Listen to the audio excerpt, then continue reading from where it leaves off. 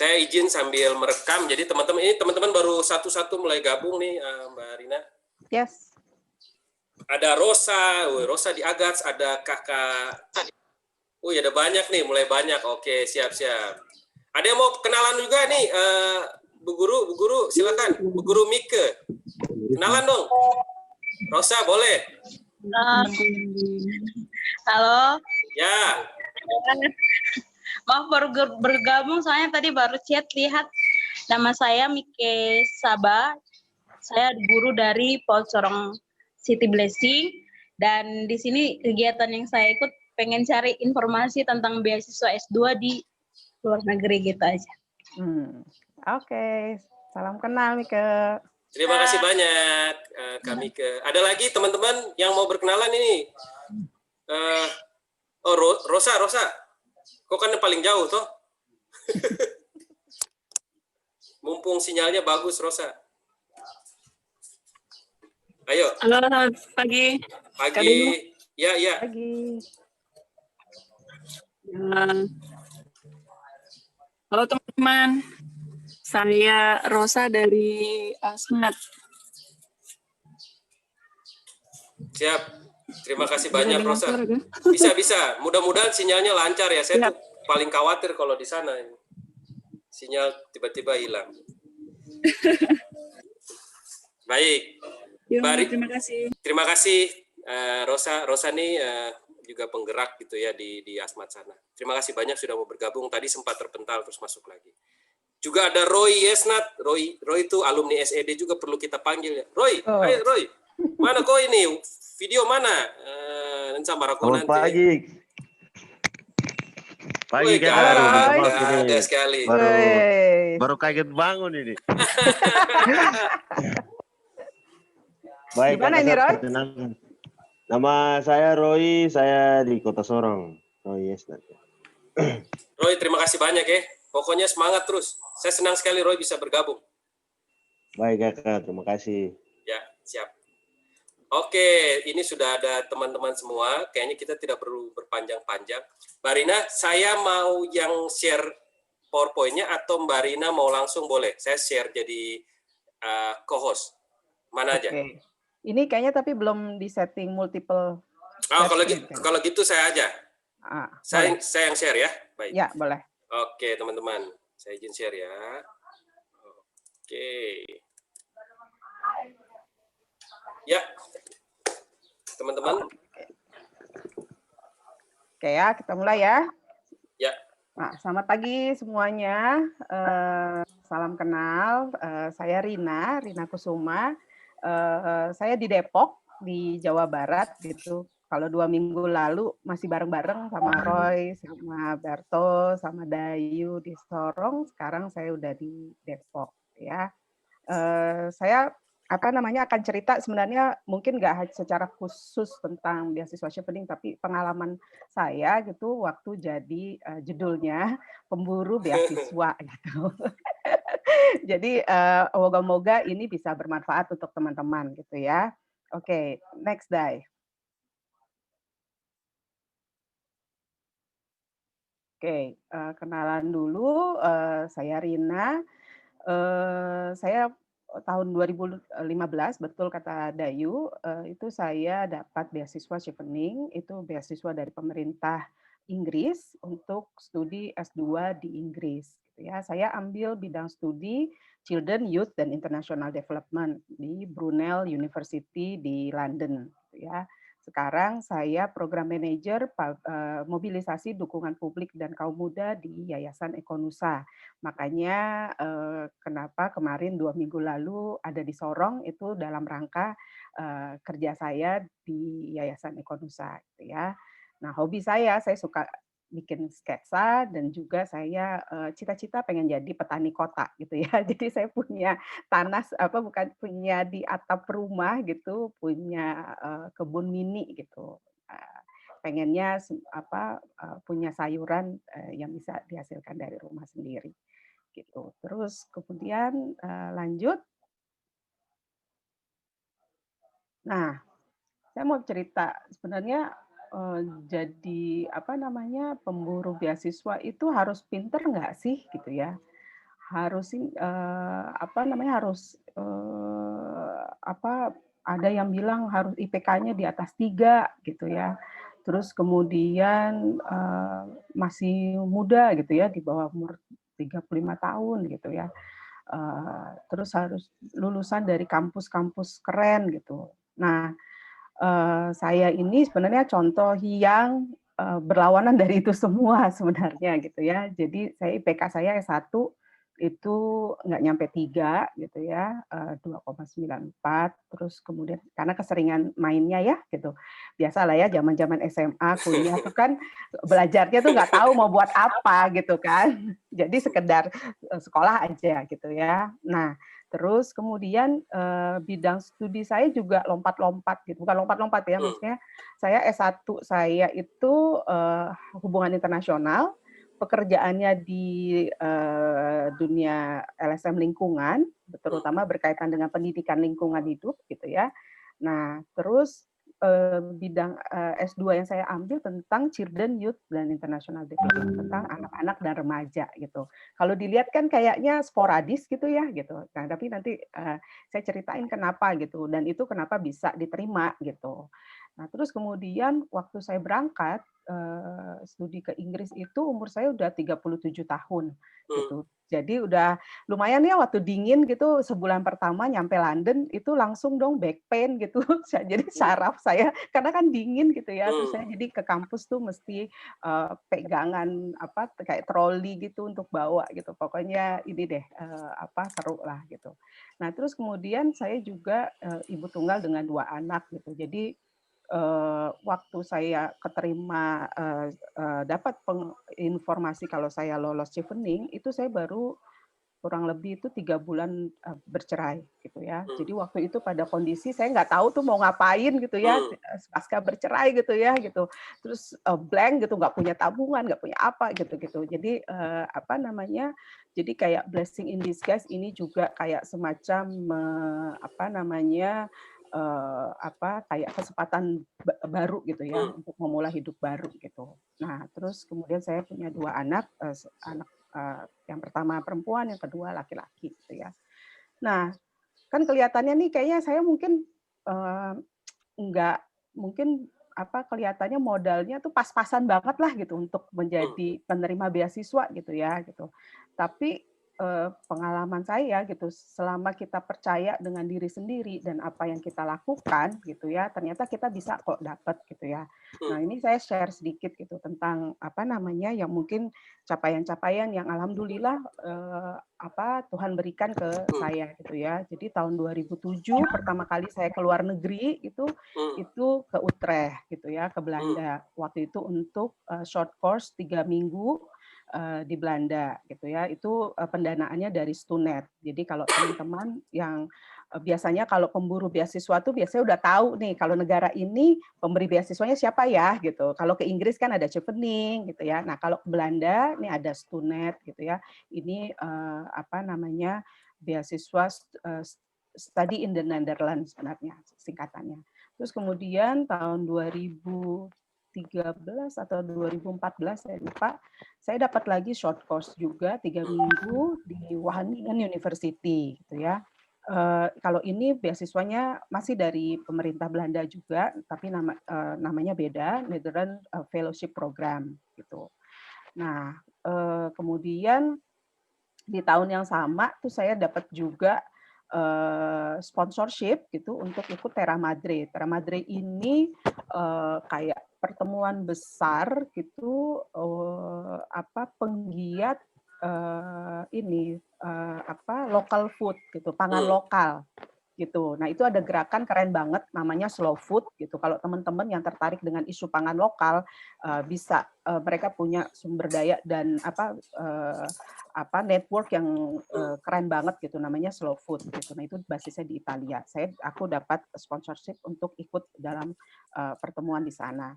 Terus kemudian di tahun kurang lebih kayaknya sekitar 2013-2014 itu saya dapat ini juga ajaib.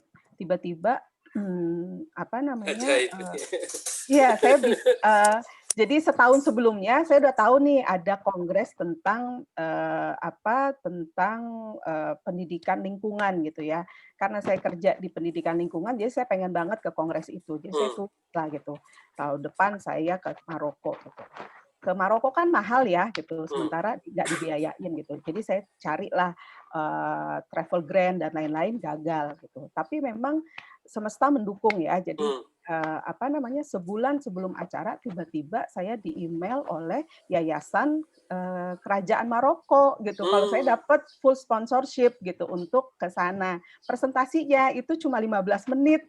Tapi semua selama seminggu kurang lebih saya di sana itu semua dibiayai gitu ya. Terus ketemu dengan network yang luar biasa gitu di sana. Terus yang terakhir ini saya waktu itu saya terlibat dalam program Pertamina Foundation namanya Sobat Bumi, Sekolah Sobat Bumi gitu ya. Nah, dari program itu kemudian saya bikin kayak proposal gitu untuk bawa teman-teman yang terlibat dalam program saya untuk ikut kongres kayak conference gitu, namanya ini jejaring namanya Caretakers of the Environment International gitu. Ini kayak semacam network edukator dan juga student yang mempromosikan tentang isu-isu lingkungan, baik di sekolah maupun di komunitas gitu. Nah, ini juga network yang luar biasa. Jadi mereka tiap tahun biasanya kongres di pindah-pindah negaranya. Pernah di Indonesia tahun 2010, di Taiwan pernah, di Polandia dan lain-lain gitu. Nah, seperti itu. Nah, ini saya dapat pendanaan dari Pertamina Foundation gitu ya. Nah, kurang lebih itu gitu ya. Jadi maksudnya dari yang ya modalnya tipis-tipis gitu ya, modal saya tipis-tipis gitu, IPK gitu, tapi ternyata alhamdulillah bisa dipercaya untuk dapat beberapa beasiswa dan sponsorship gitu. Nah, gimana caranya gitu ya? Gimana tips-tipsnya gitu? Nah, boleh ke next slide, Dai? Siap. Oke, teman-teman bisa akses ini nggak ya, menti.com? Atau sebenarnya kalau mau buka suara juga nggak apa-apa sih, karena orangnya nggak terlalu banyak juga ya, gitu. Tapi kalau mau pakai menti.com juga boleh. Buka dulu menti.com. Saya share di chat juga, Mbak. Oke, sip. Menti.com, buka di website, terus masukkan kode 364271. 364271. Oke. 271. Oke. Mau sekolah lagi? Nah, mau banget. Nah, mengapa mau sekolah lagi? Nah, kenapa?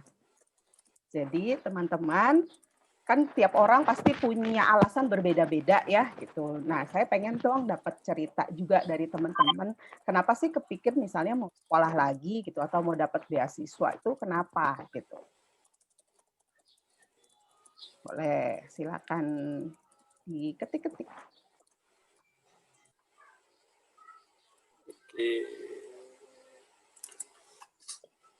Oke, boleh teman-teman yang lain? Juga. Mbak Rina udah saya jadikan co-host ya. Jadi bisa share nanti. Aku bisa share mentinya ya. Mentinya. Oke. Nah, upgrade ilmu. Oke, ada lagi? Kenapa alasan pengen sekolah lagi? Ini ya, masuk ke menti.com, terus masukkan kode, nanti langsung diklik aja. Masukkan alasan teman-teman.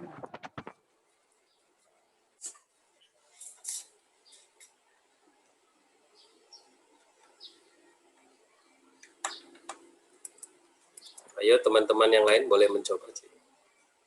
Kalau tidak, di kolom chat juga boleh ditulis ya, diketik ya. Juga boleh.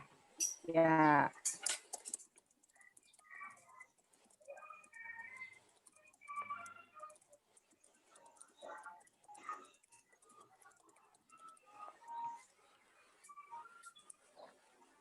Ada lagi teman-teman?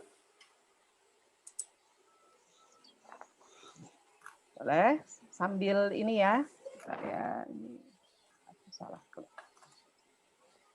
Ada di chat juga, Mbak. Oke. Sip.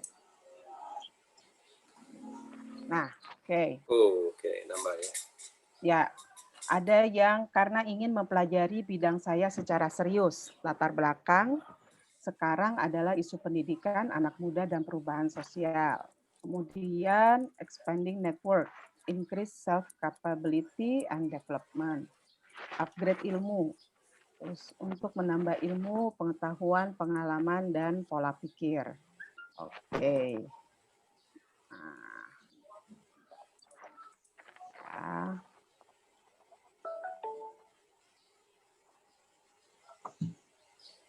Oke, di chat ada lagi? Chat ada juga ya? Di chat ada, Mbak. Oke, dari Mike, pengen tambah ilmu yang banyak dan pengalaman kuliah di luar. Oke, Laura, untuk memperbaiki diri. Oke.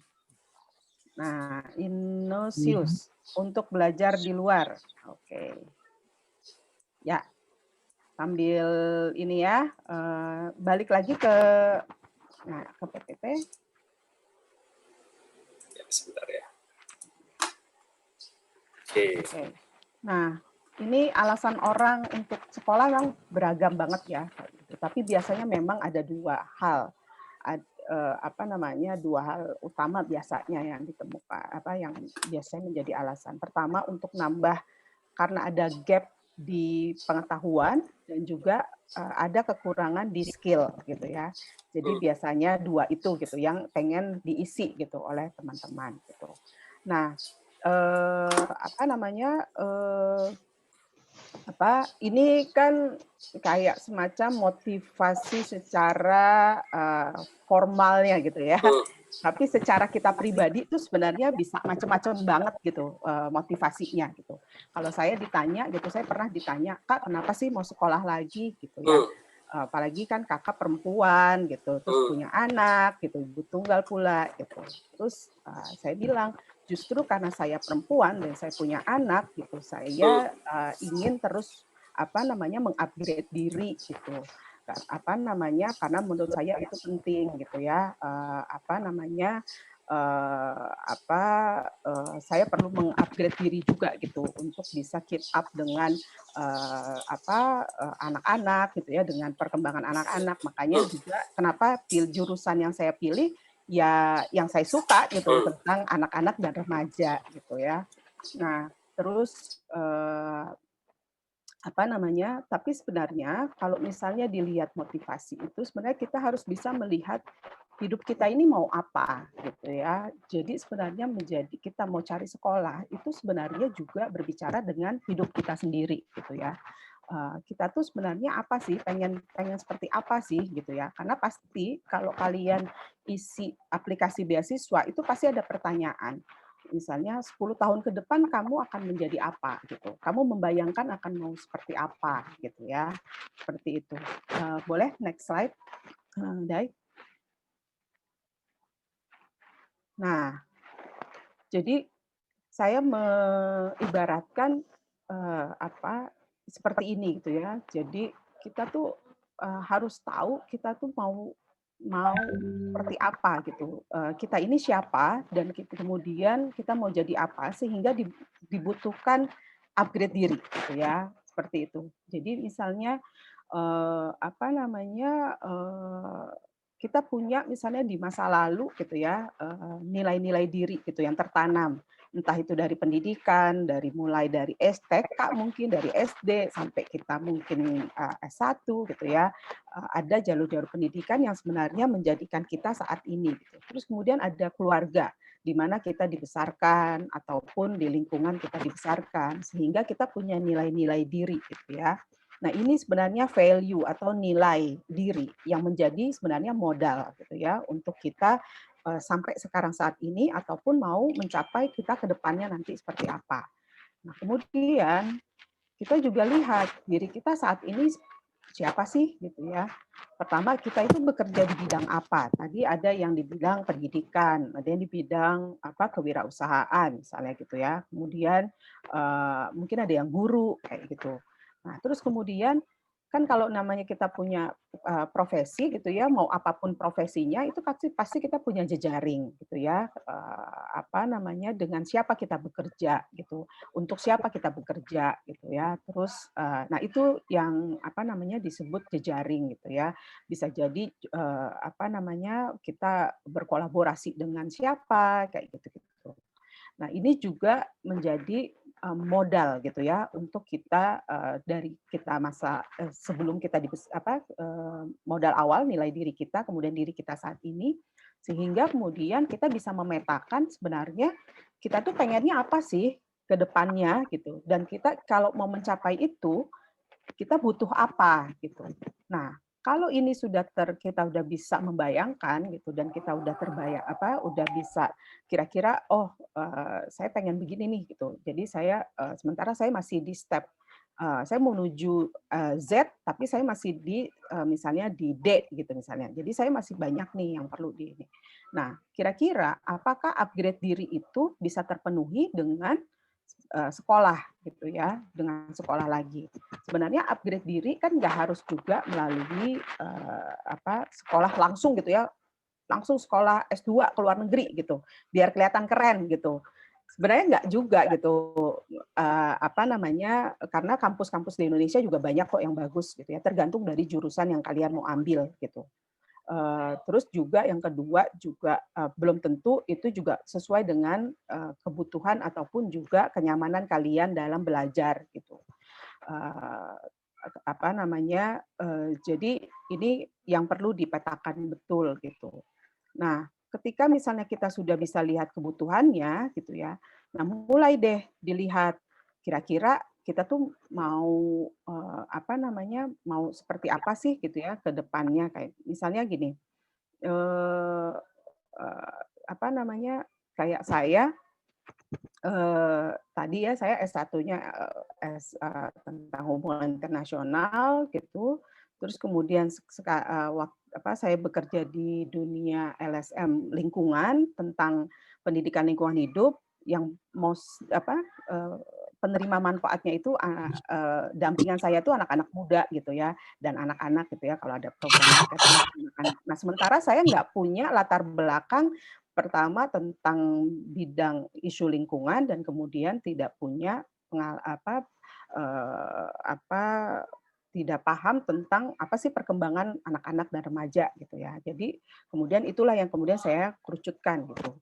Nah, itu yang saya petakan gitu. Kan banyak banget nih jurusan-jurusan, kampus tuh kan banyak banget gitu ya. Kalau kita makin sering kita riset nih kampus dan jurusan, itu pasti akan, ih kok ini menarik ya, ini kok menarik ya gitu. Nah, ini kayak kita harus bolak-balik gitu, meriset diri sendiri dan juga kita ke depan mau seperti apa. Nah, saya di aplikasi yang saya tulis gitu, saya pengen memang menjadi kayak semacam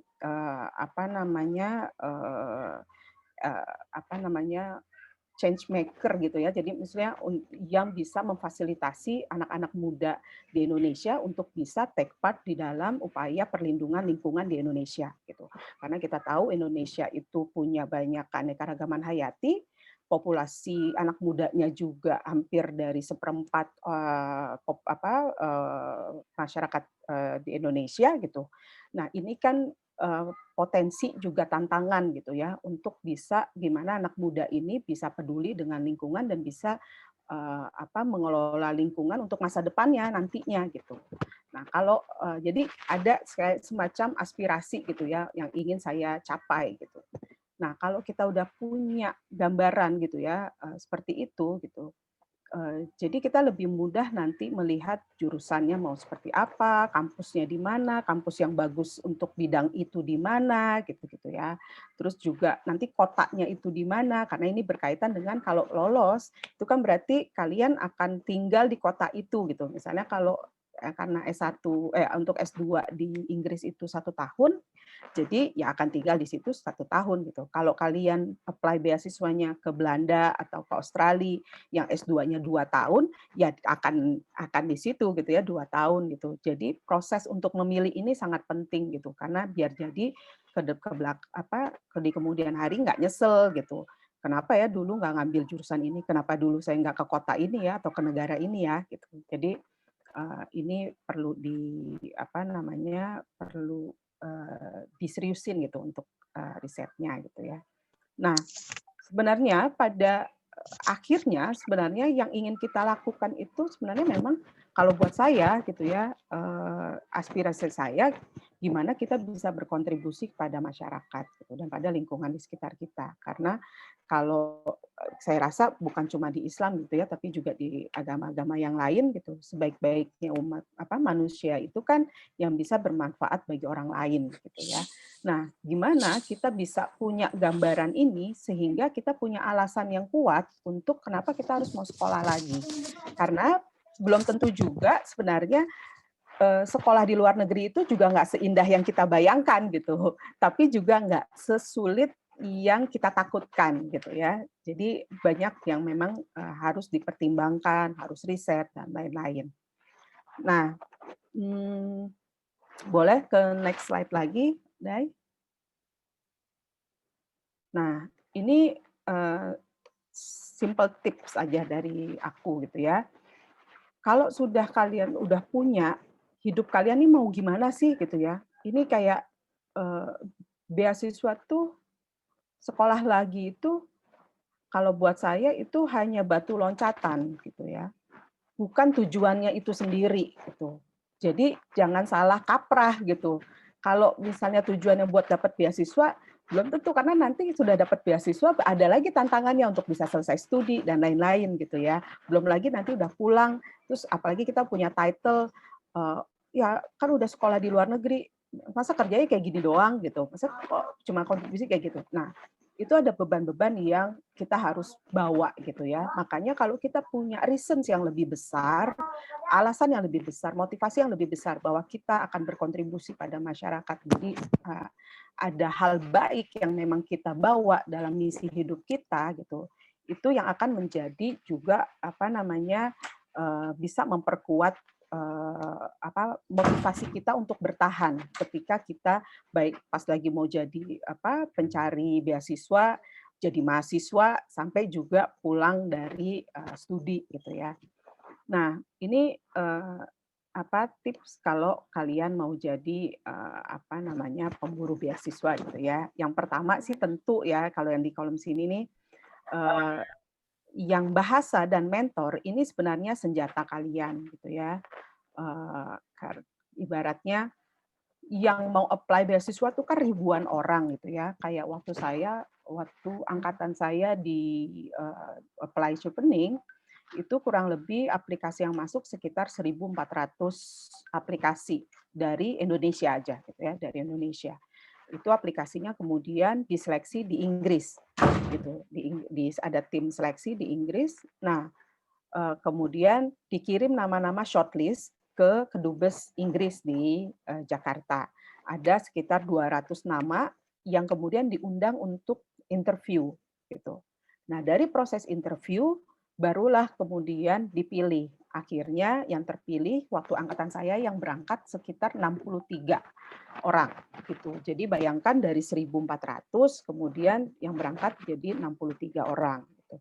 Nah, makin tahun itu bisa naik tuh, kalau nggak salah sekarang saya kurang jelas update-nya, pernah ada 1 tahun tuh yang ketika LPDP lagi turun gitu, kalau nggak salah aplikannya chevening itu hampir 4.000-an kalau nggak salah gitu. Jadi, nah gimana kalian bisa berkompetisi dengan aplikasi-aplikasi, ribuan aplikasi yang lain gitu ya. Jadi kalian juga ibaratnya kita mau masuk ke medan perang, kalian juga punya senjata-senjata untuk bisa berperang gitu ya, untuk bisa menang di medan perangnya itu gitu. Nah, yang pertama karena mau nggak mau, karena kalau ini targetnya untuk studi di luar negeri, mau nggak mau bahasa Inggris, karena bahasa Indonesia bukan bahasa internasional gitu ya. Jadi kita harus menyiapkan masalah bahasa gitu ya. Nah, saya cukup beruntung waktu saya orang tua saya itu belain saya les bahasa Inggris gitu. Dari saya SMA sampai kuliah itu saya les di LIA namanya, Lembaga Indonesia Amerika gitu ya. Jadi dari basic banget sampai ke advance gitu ya. Nah, waktu itu nggak kebayang bahwa waktu les itu bahwa saya akan beasiswa sekolah kemana tuh nggak ada. Waktu zaman saya tuh impian kita ya nggak kebayang lah gitu, kayaknya kalau keluar negeri itu kayak gimana tuh nggak ada bayangan gitu, tapi ternyata itu menjadi salah satu modal gitu ya.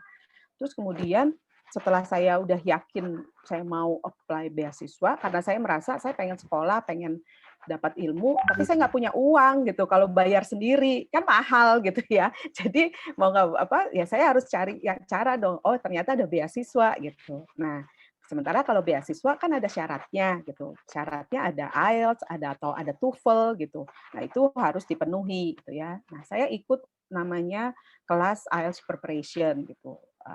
Bayar sendiri gitu ya. Tapi setidaknya saya tahu nih kalau saya mau tes itu kayak apa sih si tesnya gitu. Terus kemudian latihan sendiri gitu di rumah tiap malam gitu waktu saya mau ikut tes IELTS-nya. Karena kan tes IELTS-nya mahal.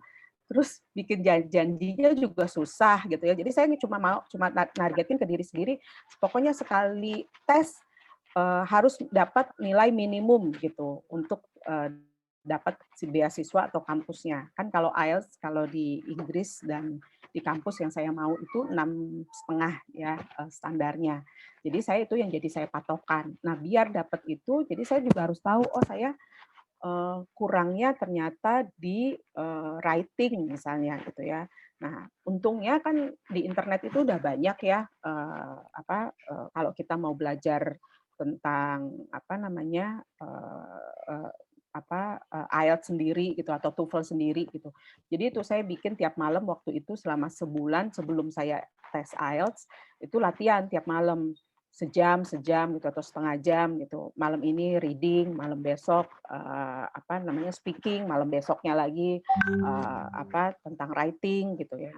Kayak gitu. Terus kemudian ini juga saya sempat ikut juga academic writing, bayar sendiri juga gitu ya, karena namanya juga mau perang gitu kan, kita harus juga punya modal dong gitu. Nah, jadi academic writing ini penting banget kalau kalian mau sekolah lagi gitu kalau menurut saya, karena biar kita nggak tergagap-gagap, apalagi saya S1 saya sampai kemudian S2 lagi, itu jeda waktunya 15 tahun. Jadi udah lupa urusan dengan nulis-nulis makalah akademik gitu, udah lupa sama sekali gitu ya. Apalagi saya bukan dosen gitu, bukan peneliti gitu kan gitu. Jadi nulis akademik itu kayak gimana ya gitu. Nah, ini sebenarnya yang jadinya jadi kebayang gitu. Oh, kalau nulis akademik kayak begini gitu. Nah, untungnya waktu saya dapat beasiswa waktu saya di Inggris di kampus-kampus di di sana itu banyak banget sebenarnya offering gitu ya peluang-peluang untuk kita dapat nggak cuma kuliah standar yang kita memang kuliah wajib gitu ya yang kita memang ikuti, tapi juga ada kelas-kelas untuk capacity building yang lain gitu untuk mengupgrade gitu. Jadi ada kelas academic writing, terus kemudian saya juga sempat belajar tentang speed reading gitu ya, karena itu skill yang penting gitu kan. Kalau belajar di luar itu cuma 2 sebenarnya. Masuk kayak saya gitu seminggu itu cuma 1 hari atau 2 hari tuh masuk kelasnya gitu. Sedikit banget gitu. Tapi banyak waktunya buat baca, nulis gitu. Nah, kalau kita nggak punya skill untuk baca cepat, yang ada mabok dong. Karena sekali satu mata kuliah itu untuk satu bacaan, untuk satu sesi kuliah itu kita bisa harus baca artikel misalnya 20 artikel jurnal dan lain-lain gitu. Mabok kan gitu, apalagi buku-bukunya juga tebel-tebel gitu. Nah, itu diajarin tuh gimana caranya speed reading itu gitu. Jadi kita nggak harus baca word by word, tapi kita bisa nangkep dan dapetin apa yang kita butuhin gitu. Nah, itu kayak gitu. Nah, terus kemudian disiplin ya. Jadi apalagi kalau mungkin teman-teman di Indonesia Timur pasti punya tantangan lebih, karena kayak misalnya tes IELTS ataupun TOEFL nggak semudah yang ada di Indonesia Barat misalnya, nggak sesering di situ gitu. Jadi biasanya perlu agak effort gitu. Jangan sampai nanti jadwalnya tuh udah penuh gitu, atau ini sementara udah harus submit gitu. Jadi time management-nya gitu itu juga harus bagus gitu. Nah, terus kalau saya juga percaya bahasa itu harus suka gitu. Apalagi ini bahasa Inggris yang bukan bahasa ibunya kita gitu ya. Mau nggak mau tuh memang harus suka gitu. Karena kalau enggak, bahasa itu ya pasti orang akan lihatnya, aduh bahasa Inggris susah banget ya gitu. Nah, cara saya gimana bahasa itu jadi hobi saya gitu. Dari lewat baca novel, lagu, sampai karena saya suka juga nonton drama Korea lah ya gitu ya, pokoknya drama gitu. Nah, saya nggak pakai bahasa Indonesia, saya pakai subtitle-nya itu bahasa Inggris gitu. Jadi itu juga jadikan itu kebiasaan gitu, jadi hobi gitu. Karena kalau kita hobi atau kita suka, jadi nggak kelihatan berat gitu. Nah, yang berat itu kalau bahasanya tuh udah belajar di kelas, yang grammar begini, nah kayak gitu-gitu ya, jadi kelihatannya berat. Gitu. Jadi jangan takut dengan bahasa, dan kemudian juga sebenarnya nggak semua orang negara lain juga bahasa Inggrisnya juga bagus kok gitu. Jadi nggak usah minder dengan masalah bahasa gitu. Saya pernah ke Belanda, ada kota kecil seperti itu kebanyakan orang-orangnya bahasa Inggrisnya masih bagusan orang kita gitu daripada mereka gitu. Gitu juga kalau ke Perancis juga gitu. Mereka lebih seneng ngomong bahasa Perancis, ngomong bahasa Inggrisnya juga tetap aja sama juga gitu ya kayak gitu. Jadi nggak usah minder duluan gitu berkaitan dengan bahasa.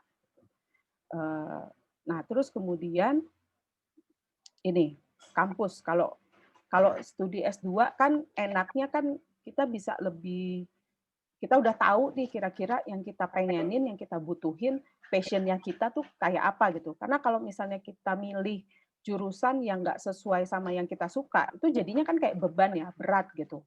Nah, kalau kita milih sesuai passion-nya kita, itu selama studi itu kayak nggak berasa aja gitu, karena emang kita suka gitu, dapat hal banyak gitu. Nah, jadi saran saya pilihlah jurusan yang sesuai passion, dan juga memang jurusan itu dibutuhkan untuk mencapai aspirasi kita tadi gitu. Kita ke depannya mau jadi apa gitu. Nah, ini jadi alasan kenapa kita sekolah lagi. Nah, kemudian untuk mentor, saya beruntung karena saya punya banyak teman-teman yang bisa dijadikan mentor gitu. Nah, kebetulan juga alumni-alumni Chevening ini sangat terbuka gitu ya, dan sangat welcome banget gitu kalau ada teman-teman yang minta di mentoring gitu ya. Jadi saya ada beberapa teman lah yang mentor saya yang berkaitan dengan esai, terus ngecek bahasa Inggrisnya gitu, terus kemudian ngasih tips waktu interview tuh kayak gimana. Kan interview itu kan juga ada sindromnya sendiri gitu ya. Waktu ditanya, kok kenapa nggak bisa sih jawabnya gitu. Padahal itu kayaknya simple banget, padahal itu bisa jawabnya. Tapi kan karena udah grogi dan lain-lain gitu. Nah, itu ada tips-tipsnya gitu. Nah, itu saya dibantu oleh mentor-mentor kayak gitu ya. Terus juga milih kampus, milih kota gitu. Itu juga ada teman-teman yang memang bisa saya mintakan pendapat atau saran dan kayak gitu. Nah, ini penting banget mentor ini, karena itu juga kayak ini berkaitan juga dengan gimana kita mempersiapkan mental. Nah, menurut saya kalau misalnya mau jadi scholarship hunter gitu ya, harus banget punya mental yang kuat gitu ya.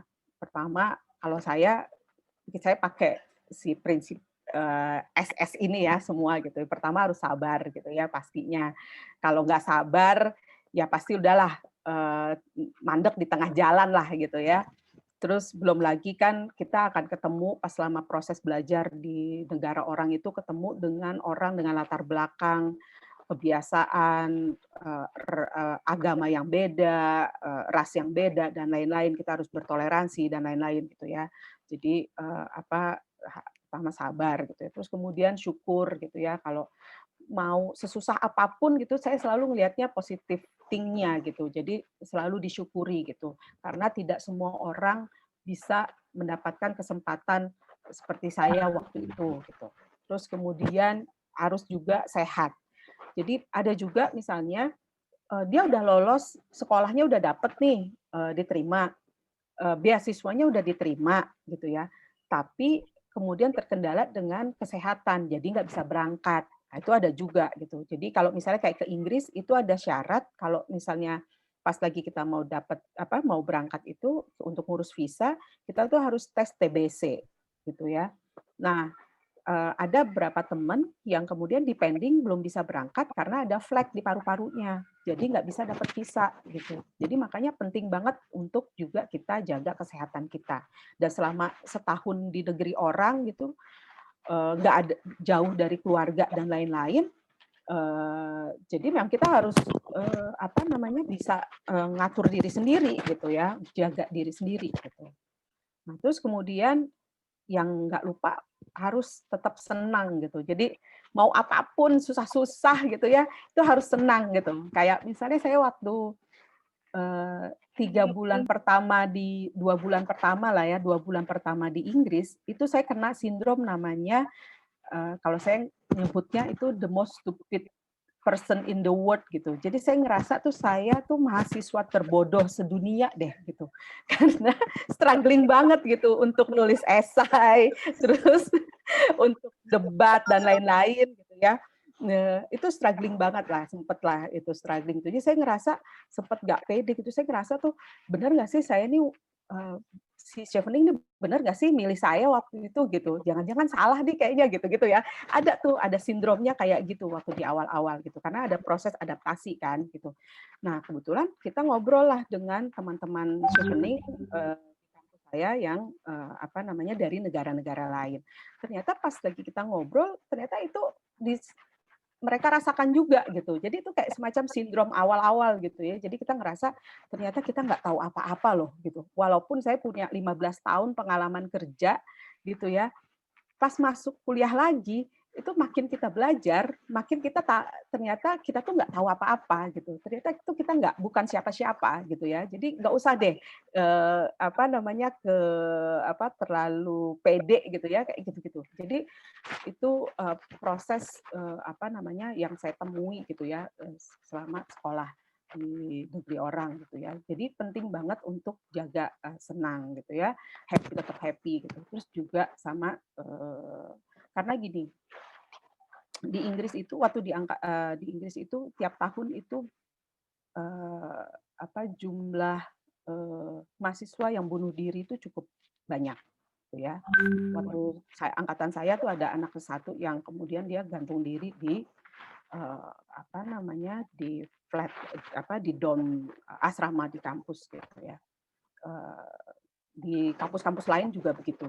Jadi karena ada yang nggak kuat mentalnya gitu ya. Makanya kesehatan mental itu juga, jadi sehat itu nggak cuma fisik, tapi juga kita harus tetap jaga kesehatan mental gitu. Nah, makanya di beberapa kampus kayak di kampus saya tuh ada namanya kafe kelinci gitu, rabbit cafe. Jadi kalau menjelang ujian didatengin tuh binatang-binatang gitu, kelinci-kelinci itu. Jadi biar mahasiswa tuh bisa main sama kelinci gitu. Karena secara teorinya, secara psikologis, kalau kita berhubungan dengan alam, entah tanaman atau dengan hewan gitu, itu juga menurunkan level stres kita gitu. Nah, yang kayak gitu-gitu tuh di kampus difasilitasi seperti itu. Jadi penting banget kita untuk tetap jaga kita sehat, senang, terus sejahtera. Jangan sampai ya di negara orang terus kita melarat gitu. Karena biasanya kan memang kita dapat uang saku gitu ya. Tapi kita tuh harus pinter banget jaga-jaga keuangan gitu. Karena kalau enggak nanti kita mau makan apa gitu kan? Kita nggak punya saudara misalnya gitu. Kecuali kalau kita memang punya keluarga di sana gitu. Tapi untungnya biasanya di kota-kota manapun itu biasanya ada kayak komunitas orang Indonesia gitu atau mahasiswa Indonesia kayak gitu. Kayak di kampus saya ada namanya Indo Brunel, gitu, mahasiswa Indonesia yang kuliah di Brunel gitu. Jadi itulah yang menjadi kayak extended family-nya kita gitu. Seperti itu. Nah, kalau berkaitan secara overall-nya gitu ya. Kalau kamu mau menjadi pencari beasiswa, kamu harus latih gitu, keluar dari zona nyaman. Gimana cara keluar dari zona nyaman? Kamu bisa latihan sendiri sedikit-sedikit gitu ya. Kalau saya suka men-challenge diri sendiri gitu. Kayak dulu saya nggak bisa nyetir, bisa nggak ya saya nyetir gitu? Oh ternyata saya bisa gitu ya. Terus apa namanya ada challenge lagi kayak misalnya saya pengen bahasa apa ya gitu. Oh bahasa Inggris udah, oh deh saya challenge deh. Saya sempat ikut loh apa namanya kelas bahasa Korea gitu ya. Karena pengen belajar kalau belajar negara apa namanya bahasa lain yang pakai simbol tuh kayak gimana ya kayak gitu. Jadi kasih tantangan-tantangan ke diri sendiri gitu. Kalau kita udah kebiasa dengan keluar dari zona nyaman, jadi kita nggak terkaget-kaget juga gitu ketika kita menghadapi tantangan-tantangan ketika kita belajar di negara orang. Gitu. Terus kemudian yang kedua, percaya deh sama diri sendiri. Kayak maksudnya kayak saya ya modal tipis-tipis itu gitu. Tapi saya percaya karena saya apa namanya saya punya niat baik untuk kedepannya nanti gitu. Jadi itu apa karena saya percaya itu gitu ya pasti hidup saya ini bisalah bermanfaat untuk orang lain nantinya gitu kan gitu. Nah jadi itu yang apa namanya membuat saya enggak kadang tuh sering mental block-nya tuh di kita gitu. Belum apa-apa kita udah ngerasa enggak deh kayaknya gue nggak pantas gitu. Saya nggak pantas deh kayaknya. Kok saya gitu. Nah, itu kan sebenarnya dari diri kita sendiri gitu ya, mental block itu. Nah, cobalah apa untuk lebih percaya kepada diri sendiri karena sekali kita percaya dengan diri sendiri ternyata amazingly gitu diri kita tuh ternyata apa bisa kuat, bisa tahan dan lain-lain gitu ya.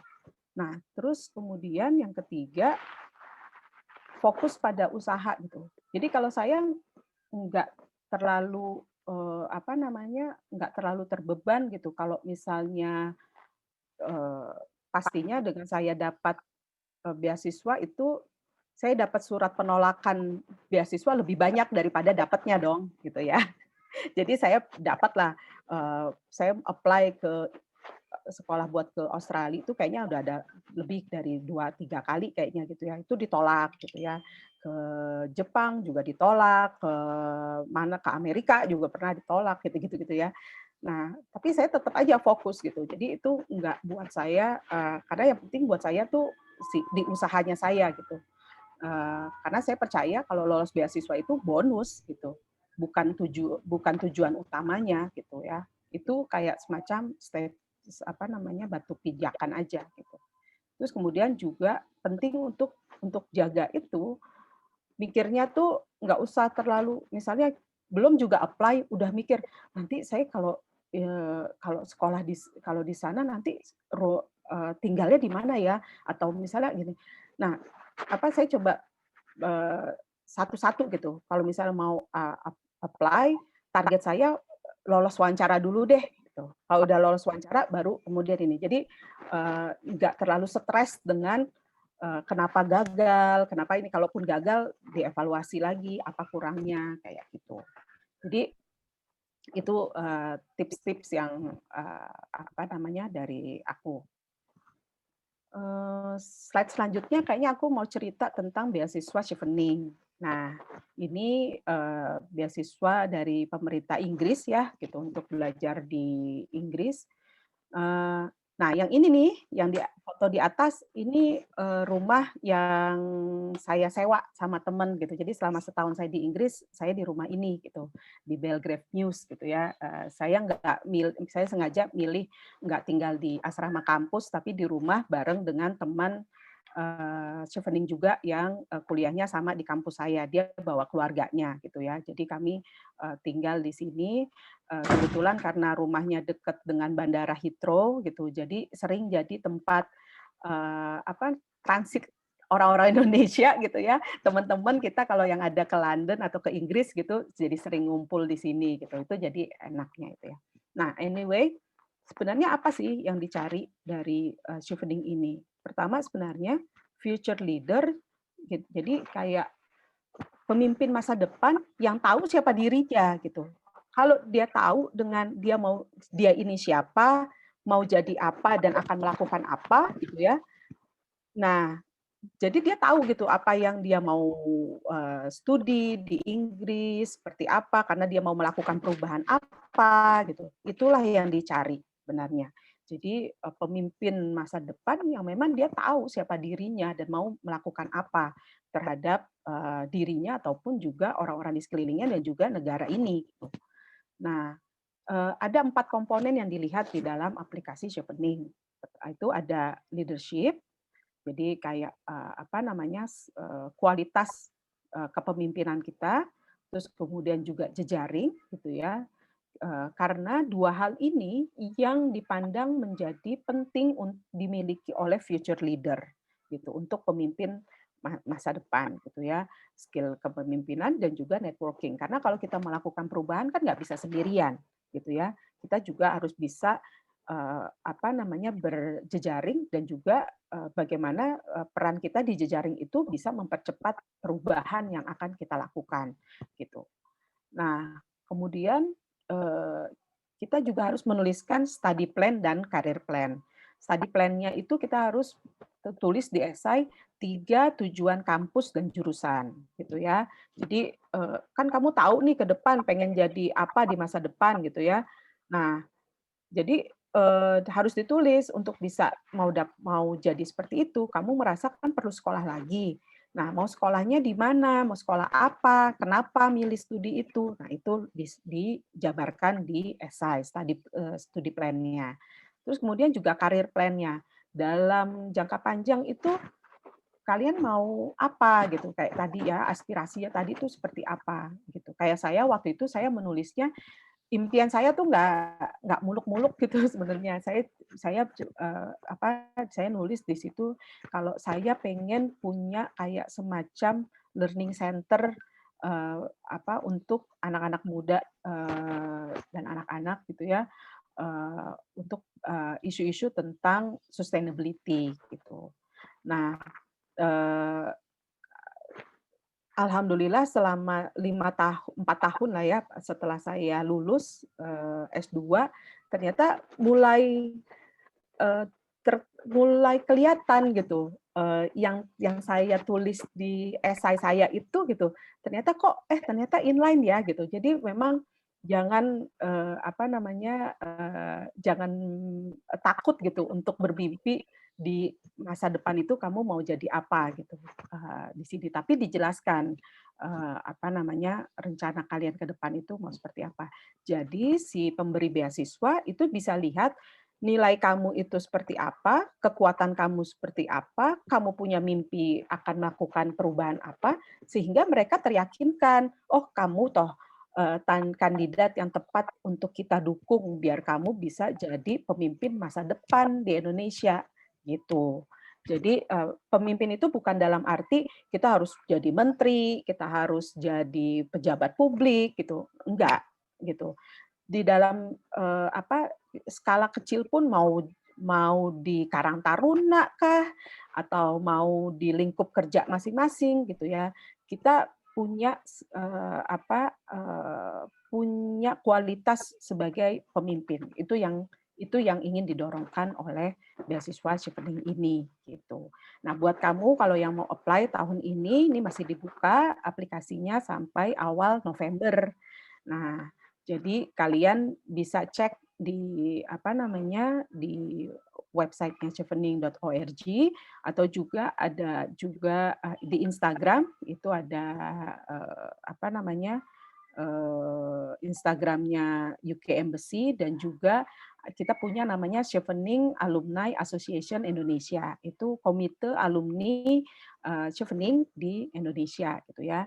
Di situ ini kita setiap minggu sore itu sampai akhir Oktober ini akan ada sesi mentoring untuk kalian mau konsultasi lebih lanjut berkaitan dengan beasiswa. Seperti itu. Next slide. Slide terakhir saya sebelum nanti kita bisa diskusi. Ini dari saya. Jadi ini yang saya pakai gitu ya untuk terus menyemangati gitu. Jadi dimulai dari impian, terus tambahkan iman, dia akan jadi kepercayaan, tambahkan tindakan, akan jadi kenyataan. tambahkan ketekunan akan jadi tujuan. Nah, tambahin lagi kesabaran dan waktu sampai akhirnya mimpi itu akan terwujud. Jadi moga-moga teman-teman yang sekarang masih bermimpi untuk sekolah lagi gitu ya, itu bisa tercapai. Gitu Dai, sharing dari aku. Sorry kalau kelamaan ya. Terima kasih banyak dulu. Ayo teman-teman kita ucapkan terima kasih banyak buat Mbak Rina yang sudah berbagi. Saya catat banyak sekali poinnya ya. Luar biasa nih kalau yang berkesan sekali itu ini. Kuliah di luar negeri itu tidak seindah dibayangkan, tapi juga tidak sesulit yang kita takutkan gitu ya. Sehingga nanti closingnya yang terakhir gitu ya. Jadi tetap punya impian. Baik teman-teman, ini saya berikan kesempatan kepada teman-teman bisa tanya sebanyak-banyaknya. Sebanyak-banyaknya ya. Mumpung Mbak Rina ada. Silakan teman-teman yang punya pertanyaan. Angkat tangan atau silakan bersuara silakan. Saya kasih 2 pertanyaan dulu. Pertama silakan. Ada pertanyaan dari teman-teman?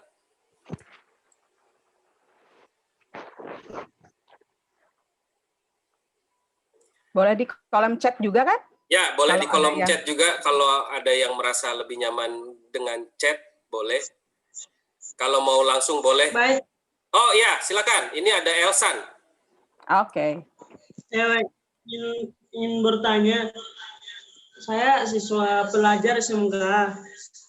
Namun bercita-cita ingin kuliah juga di luar negeri. Kan sekarang SMK farmasi. Nah, kalau macam kita tes beasiswa untuk ke luar negeri itu kita bisa ambil profesi kita begitu. Macam farmasi ingin lanjut lagi bisa begitu? Bisa banget gitu. Bisa banget. Yang penting kamu tahu kenapa kamu mau ambil studi itu lagi gitu ya. Tapi kalau buat saya pribadi, kalau kamu SMK gitu ya, jadi gini, perbanyak pengalaman di luar dunia sekolah atau dunia kampus gitu. Karena nanti dunia kerja kita, apalagi di Indonesia, kita belajar apa, pas kerjanya jadinya apa gitu. Jangan sampai nanti kamu udah sekolah, kalau saya tidak terlalu menyarankan dia dari sekolah, dari lulus SMK atau SMA, terus kemudian S1, terus lanjut lagi S2 gitu ya. Karena kenapa? Buat saya itu penting juga pengalaman kerja. Jadi kita bisa tahu sebenarnya apa sih persoalan-persoalan yang ada di masyarakatnya kita gitu ya. Di dunia kerja itu seperti apa gitu. Karena kadang-kadang apa yang dipelajarin di dunia akademik atau di sekolah itu kan sesuatu yang ideal gitu. Nah, kalau kita nggak punya pengalaman langsung seperti apa gitu ya, itu nanti jadinya kita cuma tahu teori-teorinya aja gitu. Jadi sebaiknya kamu juga punya pengalaman, entah kamu jadi volunteer, entah kamu magang, ataupun pokoknya pengalaman-pengalaman di luar dari dunia kampus atau dunia sekolah gitu. Jadi kamu juga kebayang kalau kamu mau sekolah lagi, ilmu yang akan kamu pelajari itu akan berguna di dalam ketika nanti kamu bekerja gitu. Itu intinya. Terima kasih banyak Elsan. Semoga cukup terjawab ya. Pokoknya semangat lah. Anak-anak tuh harus punya impian tinggi-tinggi. Iya. Saya saja masih bermimpi sekolah ya, apalagi yang masih muda. Begitu ya, Elsan. Baik teman-teman, ada lagi teman-teman yang lain? Silakan. Oh, ini sudah. Kak, mau tanya. Oh ya, mohon maaf, ini siapa ya? Oh, maaf. Iya, baik, silakan. Halo, Karina. Halo, Graciela. Apa kabar? Mau tanya, kalau dari pengalamannya Karina waktu apply siswa itu administrasi dasar yang di kampus kayak jasa, transkila itu kayak gimana ya? Ini kamu harus kalau kamu mau dapat beasiswa, kamu harus sering riset. Jadi harus sering-sering browsing, mau nggak mau. ya gitu. Karena kan kita nggak bisa datengin ya Iya. kampusnya gitu ya. Nah, jadi pelajari betul syarat-syarat yang ada di kampus itu karena bisa jadi berbeda-beda gitu. Kayak misalnya gini ya, jurusan saya di kampus saya itu IELTS-nya cukup 6,5. Sementara jurusan yang lain atau di kampus lain ada yang dia harus 7 IELTS-nya, terutama misalnya jurusan yang berkaitan dengan hukum atau media yang menulis. Itu biasanya standar IELTS-nya harus lebih tinggi karena mereka harus lebih banyak menulis gitu. Nah, jadi itu yang harus itu kan kita bisa tahu kalau kita sering-sering riset gitu, kalau kita sering-sering browsing gitu ya. Jadi kalau kamu mau jadi apa namanya untuk dapat beasiswa, kamu harus pelajari sistem beasiswanya seperti apa, syarat-syaratnya seperti apa, terus kemudian juga di kampus yang kamu pengen tuju, jurusan yang kamu tuju itu apa syarat-syaratnya. Karena itu harus paralel. Kalau kamu lolos kuliah kampusnya, ya kamu diterima di kampus, tapi beasiswanya nggak lolos, ya berarti nggak bisa berangkat kecuali kamu biayain sendiri. Begitu juga sebaliknya, beasiswanya lolos, tapi universitasnya kamu nggak dapat, ya kamu nggak bisa berangkat juga gitu ya. Nah jadi proses ini tuh harus berbarengan gitu. Ketika apply beasiswa, kamu juga apply ke kampus. Nah itu harus dipelajari betul syarat-syarat di dua itu seperti apa gitu. Waktu saya, nah tips dari aku sebenarnya kalau kamu mau menantang diri gitu ya keluar dari zona nyaman, kalau yang saya lakukan waktu saya mau apply beasiswa itu saya nggak langsung S2 karena saya waktu di awal saya nih mampu nggak ya gitu untuk studi di luar, apalagi kan kalau kayak saya harus nulis itu disertasinya tuh 170.000 kata kalau nggak salah, atau 17.000 kata gitu, saya lupa gitu untuk bisa nulis itu kan wah bisa nggak ya gitu kan. Jadi ada lah gitu ya ragunya gitu. Nah yang saya lakukan, saya apply beasiswanya short course dulu gitu. Entah misalnya ke conference yang cuma seminggu, atau kemudian yang tadi 3 minggu gitu ya, short course gitu. Jadi saya bisa mengukur gitu diri, nyaman nggak saya belajar di luar? Karena belum tentu juga, udahlah ya makanannya nggak seenak Indonesia gitu, makanan Indonesia gitu. Terus dingin pula gitu. Terus orang-orangnya belum tentu ramah kayak orang Indonesia gitu ya. Jadi itu harus disiapin betul gitu. Nah, setelah saya udah ikut short course, ikut ini gitu ya, udah dapet itu, oh berarti saya udah ngerasa nih, oh kayaknya saya cukup kuat deh untuk bisa sekolah S2 gitu. Makanya baru kemudian saya apply S2. Jadi kasih challenge ke diri sendiri itu juga bertahap gitu. Biar kemudian nggak stres gitu.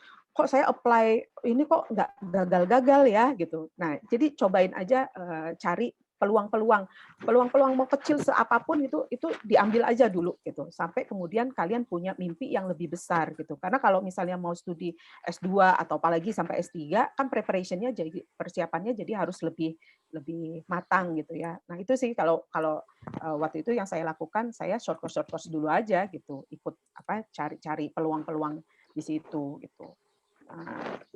Baik. Terima kasih Kak. Yo. Terima kasih banyak Mbak Rina. Terima kasih juga tadi yang Gresela ya sudah bertanya. Ini lagi ada pertanyaan dari Inosius, izin bertanya bagaimana cara dapat beasiswa. Oh sudah saya jawab, di bawah ada Chevening, ada tautan Chevening ya, jadi bisa coba. Pertanyaan selanjutnya dari Mbak Rosa,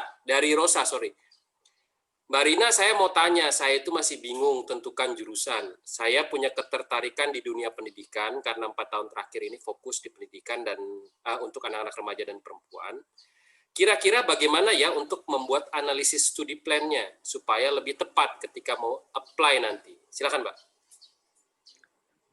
Pertanyaan ini paling banyak kalau saya ditanyakan oleh mentee gitu ya. Kalau orang yang yang saya mentorin gitu ya, kita mentorin tuh mentee itu paling banyak tuh pertanyaan begini. Saya masih bingung gitu. Nah, kalau kamu mau, ini memang tantangannya gitu ya, gimana kamu bisa lebih tahu, lebih yakin dengan jurusan atau kamu mau menjadi apa ke depannya gitu ya. Kalau saran saya yang penting fokus gitu ya. Misalnya nih, kamu kan punya di dunia pendidikan 4 tahun terakhir difokus di dunia pendidikan anak-anak dan remaja. Ini pendidikannya dalam hal apa? Gitu. Terus kamu tertariknya apa? Pendidikan itu kan macam-macam. Manajemen pendidikan kah? Teknik pendidikannya kah? Gitu ya. Skill mendidiknya kah? Gitu. Terus kayak saya mungkin ada pendidikan lingkungan gitu. Pendidikan ada yang mau jadi science teacher gitu ya, ada jadi mau guru di science yang salah satu menti yang saya sekarang lagi dampingin itu guru science di Jambi gitu ya.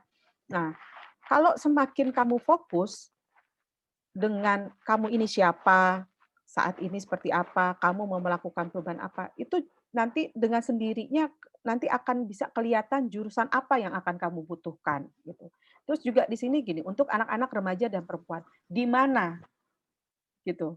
Karena kalau kamu semakin tahu nanti kamu akan melakukan perubahannya seperti apa, semakin fokus, itu nanti kamu akan bisa lebih jelas melihat kebutuhan yang kamu yang ingin kamu dapatkan dan ingin kamu tuju gitu.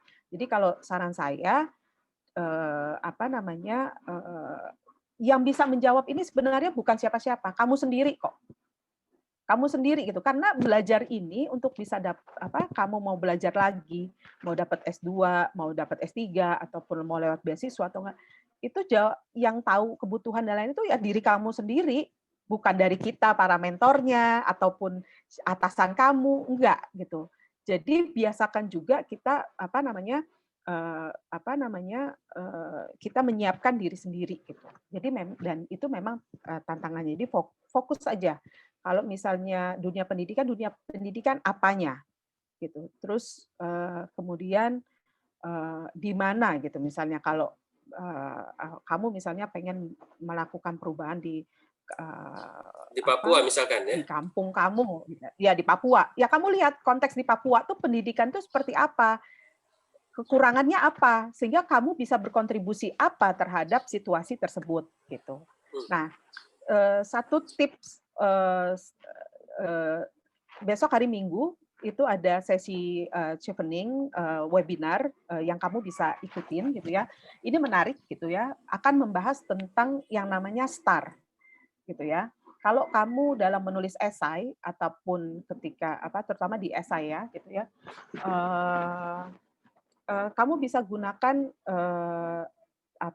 konsep STAR ini. STAR itu situation, task, result, action and result. Jadi situation. Situasi apa yang sekarang sedang dilakukan yang sedang terjadi. Misalnya kamu kan sekarang misalnya jadi guru misalnya di kabupaten tertentu gitu ya. Situasinya dunia pendidikannya itu seperti apa gitu, situasinya gitu ya. Atau misalnya di sekolah kamu situasinya seperti apa gitu. Terus kemudian teks gitu ya. Kamu sebagai guru apa tugas kamu gitu di dalam situasi tersebut gitu. Terus kemudian kan pasti ada masalah, ada tantangan gitu ya. Action apa yang kamu lakukan gitu sehingga membuat hasil atau result gitu ya, perubahan gitu. Nah, jadi pakai dalam menulis esai itu biasanya kita pakai kayak rumusan STAR itu gitu. Nah, ini juga bisa membantu kamu untuk melihat saya ini nanti mau seperti apa ya gitu, mau tentukan jurusannya seperti apa ya. Kamu tahu dulu situasinya tuh seperti apa, perubahan yang mau dilakukan seperti apa. Kira-kira begitu. Terima kasih banyak Marina, tadi tipsnya menarik. Akan ada webinar juga hari Minggu, bisa diikuti. Ya. Nah, mereka menggunakan pendekatan STAR ya, ini pendekatan orang psikologi biasanya ini untuk menggali interview sebenarnya. Baik teman-teman, ini ada pertanyaan selanjutnya Mbak Rina, mudah-mudahan Rosa sudah mulai ada gambaran ya. Oke, selanjutnya ini dari Nurul. Nurul ini tanya, Nurul dari Semarang, saya berterima kasih pemaparannya karena jadi inspirasi saya bahwa menjadi ibu bukanlah jadi halangan kita untuk lanjut sekolah. Karena saya juga seorang ibu gitu. Saya ingin tanya bagaimana cara bagi waktu menjadi ibu dan menyelesaikan studi. Nah, Ini tantangan sendiri. Jadi ini cerita sendiri. Jadi waktu saya sekolah, awalnya saya mau bawa anak-anak gitu ya. Tapi karena harus ada izin ada masalah dan lain-lain gitu ya. Jadi saya nggak bisa bawa anak-anak. Jadi kita terpisah gitu ya. Anak-anak saya di sini di Depok, saya di London gitu. Jadi dan itu salah satu challenge terbesar juga gitu ya, karena saya harus mengelola emosi ya gitu. Gimana saya biar nggak membagi porsi ibu tuh kan pasti meninggalkan anak tuh pasti berat gitu ya. Gitu. Jadi saya hampir nggak berangkat, Dai. Waktu malam saya mau berangkat itu tuh saya hampir nggak berangkat.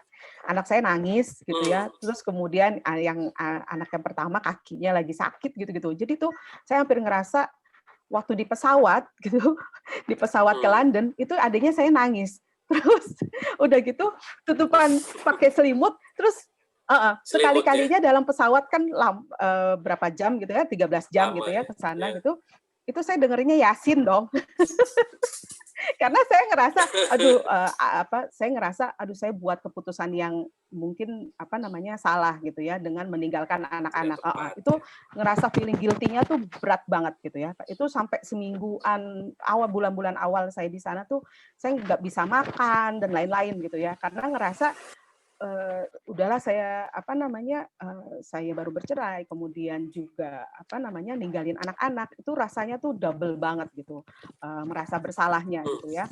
Tapi saya dapat dukungan yang luar biasa dari keluarga, dari temen gitu ya. Keluarga saya meyakinkan kamu ini bukan pengorbanan, tapi perjuangan. Gitu. Karena kalau misalnya kamu nggak berangkat di sini, terutama adik saya ya yang ngasih encourage gitu ya. Kalau kakak nggak berangkat gitu, ini kapan lagi gitu, bisa dapat kesempatan seperti ini. Jadi memang keluarga itu yang kemudian menjadi backbone saya gitu ya. Yang saya lakukan kemudian bagi fokusnya ya memang ketika ada target-target untuk esai ya dipenuhi gitu ya, tapi juga ada jadwal-jadwal untuk kontak dan lain-lain. Nah, saya nggak punya tabungan selama saya ke Inggris karena saya selama liburan saya balik ke Jakarta gitu. Saya balik ke Indonesia. Jadi saya 2 kali ke Indonesia barengin dengan waktu ngambil rapotnya anak-anak, ngambil rapot anak saya yang pertama.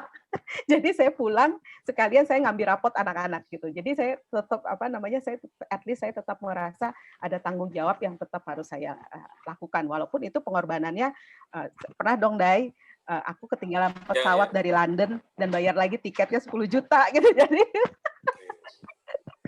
itu namanya pengorbanan, tidak apa-apa. Ya, jadi kata-kata teman adik saya gitu ya. Jadi ini bukan pengorbanan, ini perjuangan gitu ya. Karena jadi ya gimana caranya kemudian saya juga termasuk ngomong dengan anak-anak gitu. Nah, alhamdulillah tadinya yang saya pikir itu keputusan salah gitu ya.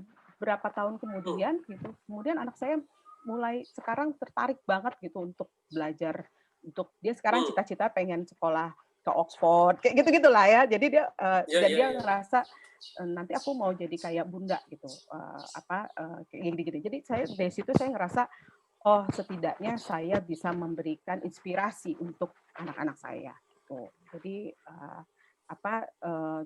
tentang masalah membagi waktu dan lain-lain pasti nanti ada trikinya, tapi tinggal dibagi aja target-target yang memang harus dipenuhi.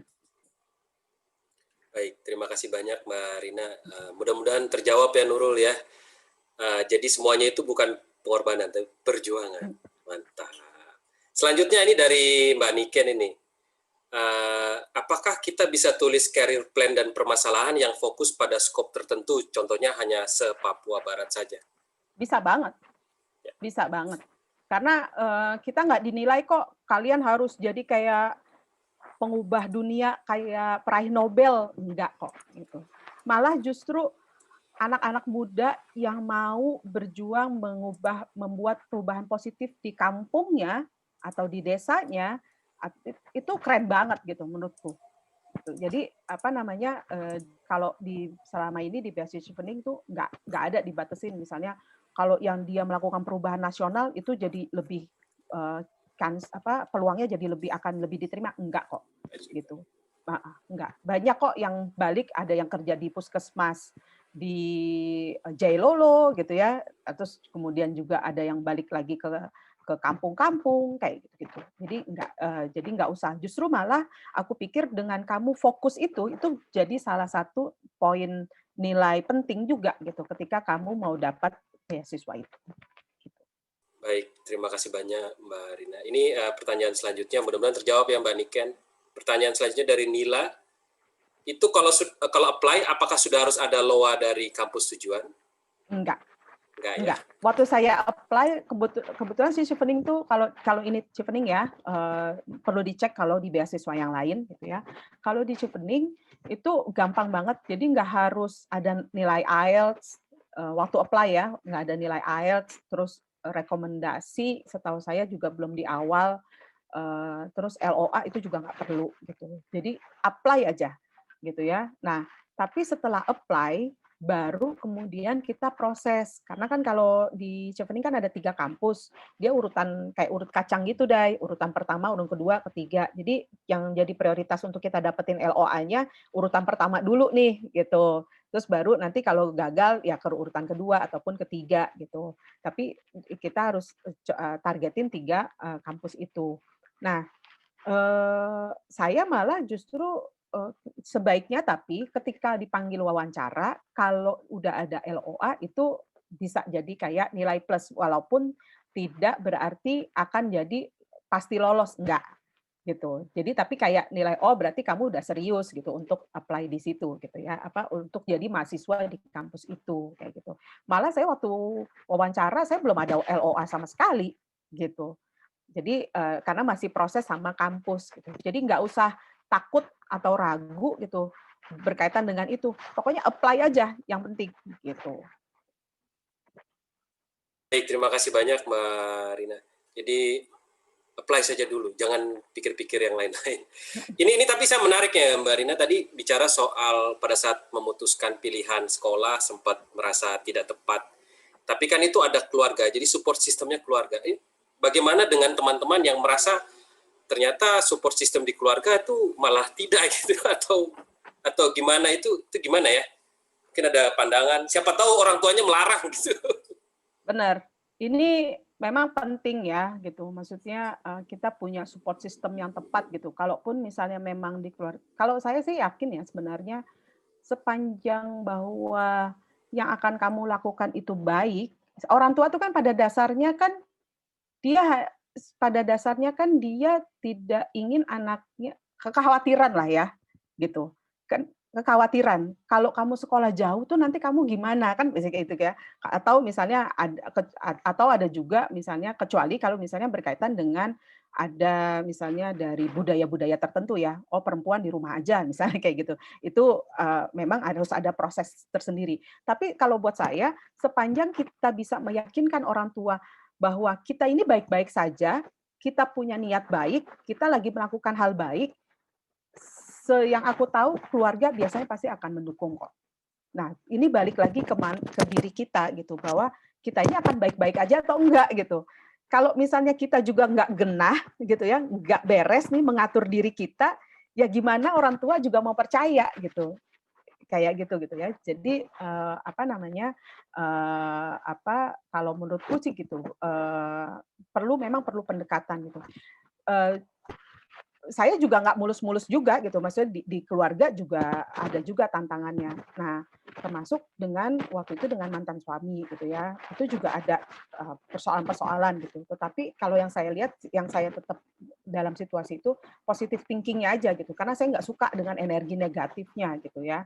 Jadi kita what's the best of the situation gitu. Jadi saya fokus aja ke situ gitu. Kalaupun misalnya ada tantangan-tantangan atau misalnya ada nggak didukung dan lain-lain, coba cari cara lain. Sepanjang kita bisa membuktikan bahwa kita baik, kita sedang melakukan hal baik gitu ya, kita nggak macam-macam. Setahu aku, sepanjang yang aku tahu, pasti semesta akan mendukung gitu. Dan nggak harus juga keluarga, tetapi juga misalnya extended family gitu ya, itu juga yang bisa menjadi motivasi kita gitu untuk bisa tetap apply beasiswa dan belajar di negara orang. Baik, terima kasih banyak Mbak Rina. Teman-teman, satu pertanyaan buat teman-teman, saya juga ada satu. Terakhir ya, Kak Mika sabar, saya tanya dulu ini mumpung lagi hangat. Tolong, ini saya tadi tertarik dengan sindrom the most stupid. Mbak Rina, ini sindrom the most stupid gitu. Itu kan orang bisa menyelesaikannya, bisa malah stres jadi gila itu. Boleh nggak cerita itu gimana, survive-nya gimana? Jadi survive-nya ya memang pertama kita harus mengukur ketahanan diri ya gitu. Kalau emang lagi stres banget ya udah tinggalin aja dulu gitu. Karena emang udah nggak bisa ngapa-ngapain lagi, otak tuh nggak bisa mikir udah gitu ya. Jadi ya udah pergi dulu jalan, cari makan gitu. Kalau dulu saya karena di sana kan mahal ya gitu. Jadi saya suka deh tuh masak buat saya hiburan gitu ya. Jadi saya bikin somai lah, ajak temen, ya biasalah ya namanya juga mahasiswa kalau ada makanan gratis kan seneng ya, ayo ngumpul gitu kan. Jadi ngumpul lah dengan teman-teman anak-anak Indo Brunel, nyanyi-nyanyi yang nggak jelas-jelas gitu-gitu ya gitu. Nah itu kan nge-recharge lagi gitu ya. Kita jadi oke, udah lepas ininya, udah bisa mikir.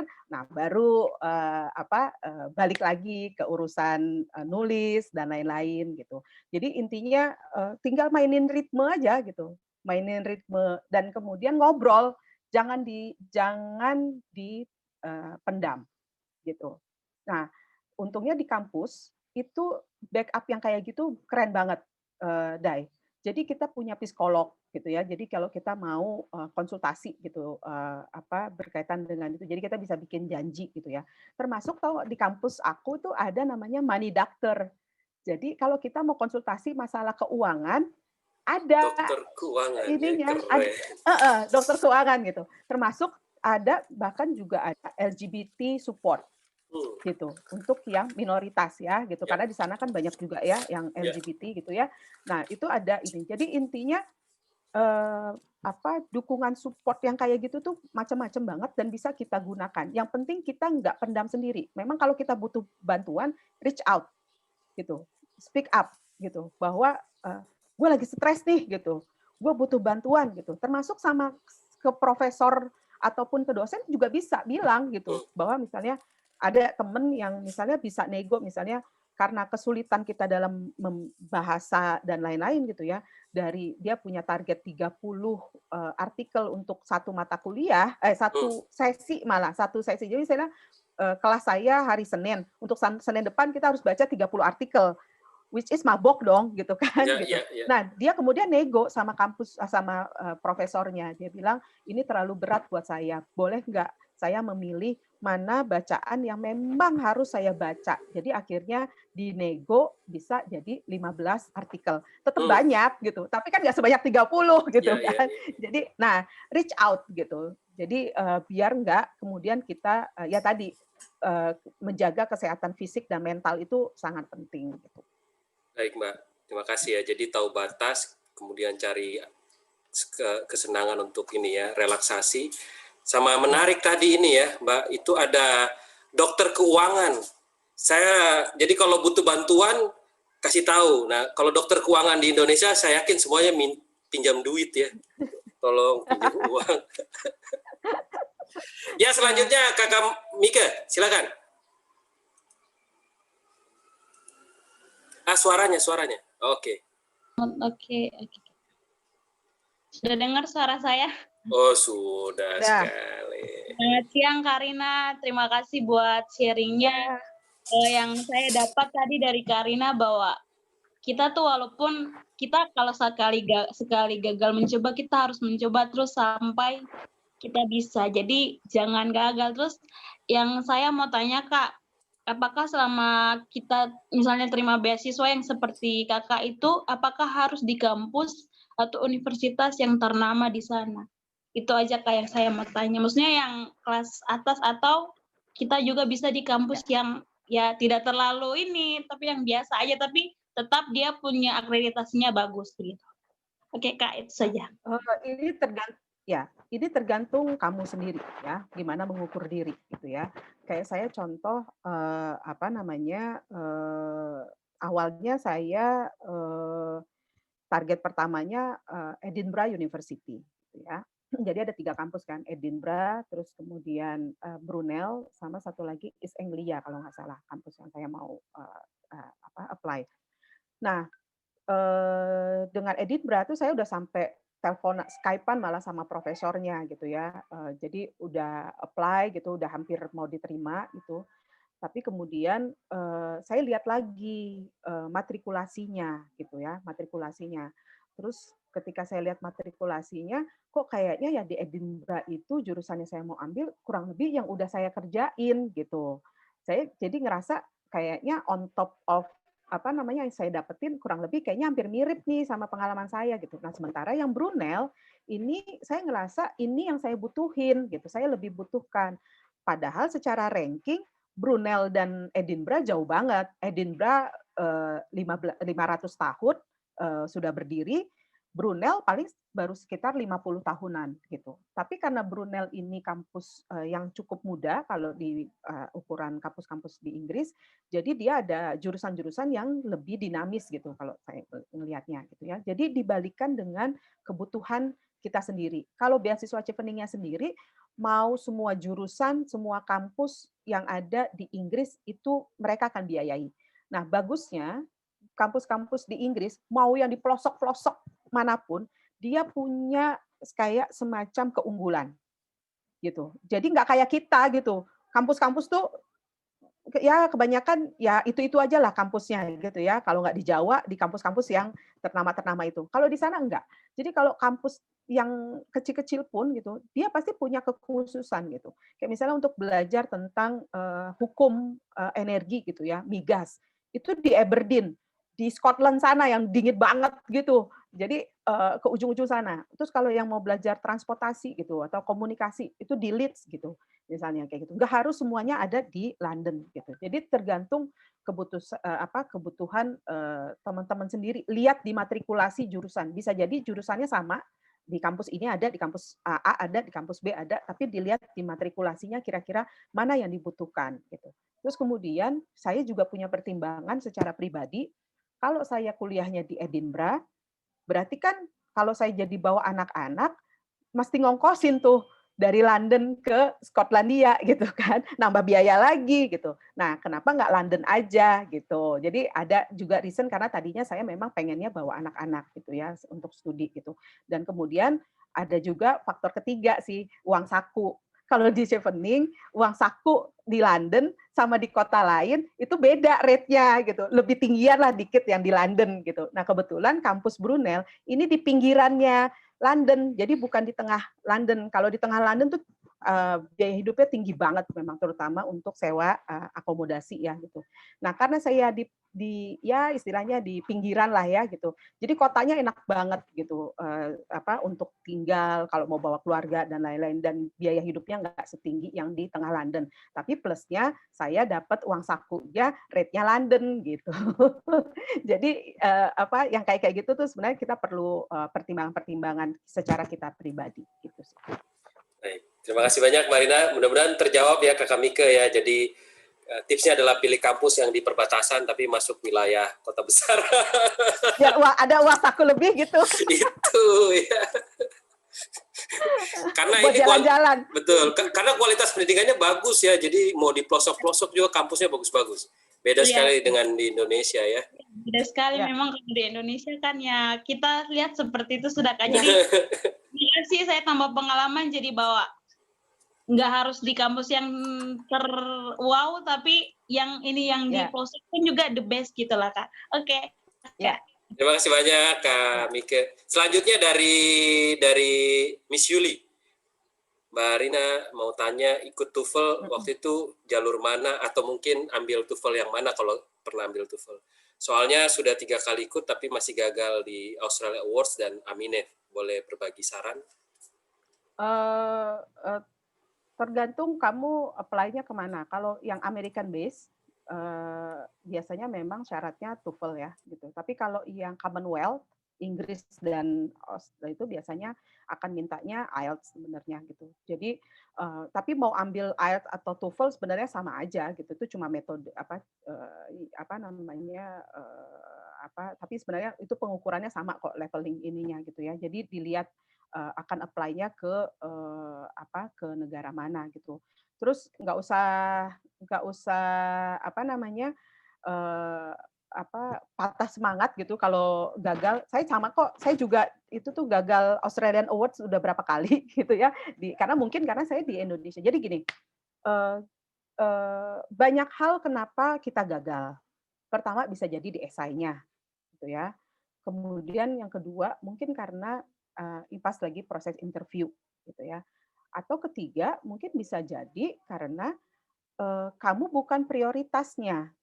Kayak misalnya saya di Indonesia Barat, itu bukan prioritasnya untuk di Australian Awards gitu.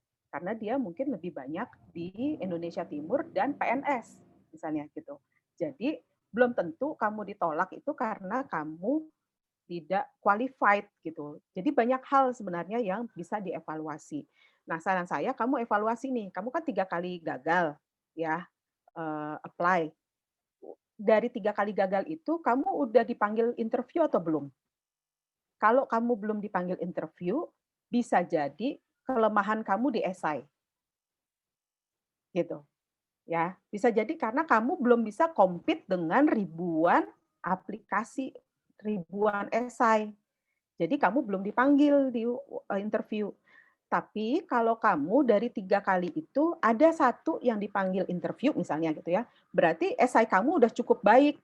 Jadi kamu bisa dipanggil interview. Berarti kamu belum bagus di interviewnya gitu. Saya apply beasiswa tuh Chevening tuh 2 kali baru bisa lolos. Yang pertama apply dapat interview gitu ya, lolos interview.